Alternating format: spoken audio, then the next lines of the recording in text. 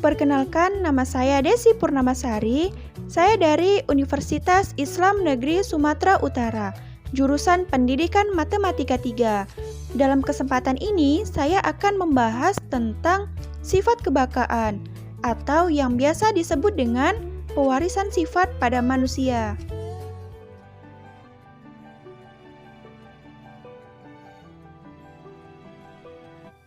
Tinggi tubuh, tekstur rambut, dan warna mata yang bervariasi, serta warna kulit yang berbeda pada manusia merupakan sifat yang paling sering digunakan ketika menggambarkan seseorang. Seperti halnya kulit hitam yang merupakan karakteristik orang Afrika, kulit kuning langsat orang Asia seperti Cina, serta kulit putih yang menggambarkan orang Amerika dan Eropa. Lalu, kenapa warna kulit manusia berbeda-beda? Perbedaan ini dikontrol oleh sesuatu yang disebut sebagai gen yang diwarisi orang tua kita. Dengan peran gen ini pula, ciri-ciri tubuh kita mirip dengan orang tua kita.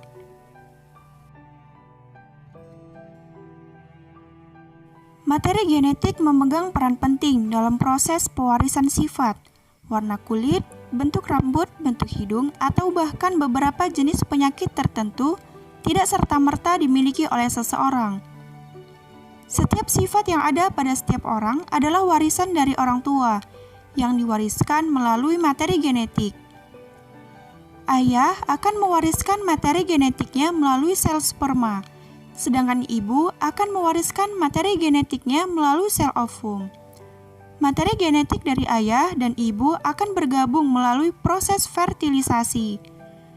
Oleh karena adanya penggabungan materi genetik inilah pada diri kita akan muncul beberapa ciri yang mirip dengan ayah dan beberapa ciri yang mirip dengan ibu. Ada dua macam asam nukleat yang berperan sebagai materi genetik, yaitu DNA dan RNA.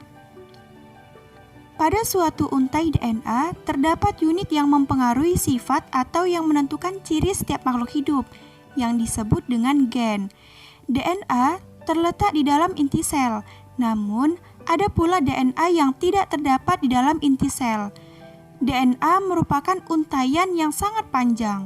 DNA melilit pada protein yang disebut protein histon. Seluruh untai DNA tersebut dikenal dengan kromosom. Pada saat sel atau akan membelah, kromosom memadat sehingga lebih mudah diamati. Oleh karena itu, kita dapat melihat struktur kromosom pada saat sel akan membelah.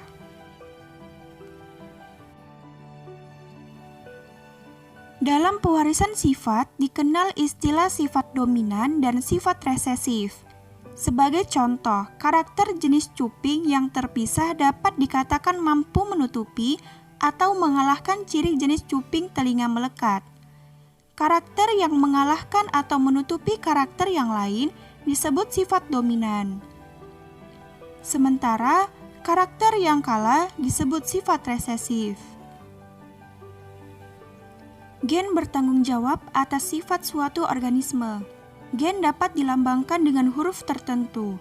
Gen dominan dapat ditulis dengan huruf kapital, sedangkan gen resesif ditulis dengan huruf biasa atau huruf kecil. Variasi atau bentuk alternatif dari suatu gen disebut alela. Sifat-sifat atau ciri yang dapat diamati seperti bentuk rambut, warna kulit, dan jenis cuping telinga disebut sifat fenotip. Sifat fenotip merupakan perwujudan ekspresi dari gen. Akan tetapi, perlu kita ketahui bahwa tidak semua fenotip dapat dengan mudah diamati secara langsung menggunakan mata. Selain morfologi makhluk hidup yang dapat diamati, fisiologi dan tingkah laku juga merupakan fenotip.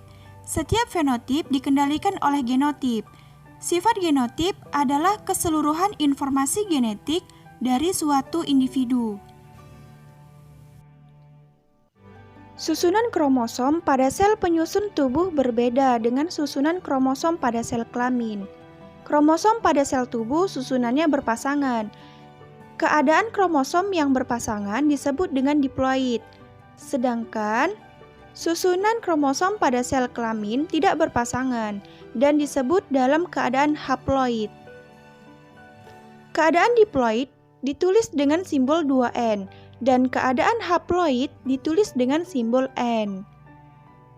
Sehingga kromosom sel kelamin jumlahnya setengah dari kromosom sel tubuh.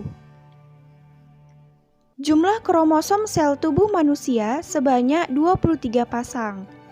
Pada keadaan diploid atau 2N, jumlah kromosomnya 23 dikali 2, sama dengan 46 buah kromosom. Kromosom nomor 1 sampai nomor 22 disebut autosom atau kromosom tubuh. Sedangkan kromosom nomor 23 disebut gonosom atau kromosom kelamin. Kromosom nomor 23 atau gonosom yang membedakan laki-laki atau perempuan. Keturunan dalam proses pewarisan sifat dapat disebut dengan filial dan ditulis dengan huruf F besar. Sedangkan orang tua atau induk disebut dengan parental atau bisa ditulis dengan huruf P besar.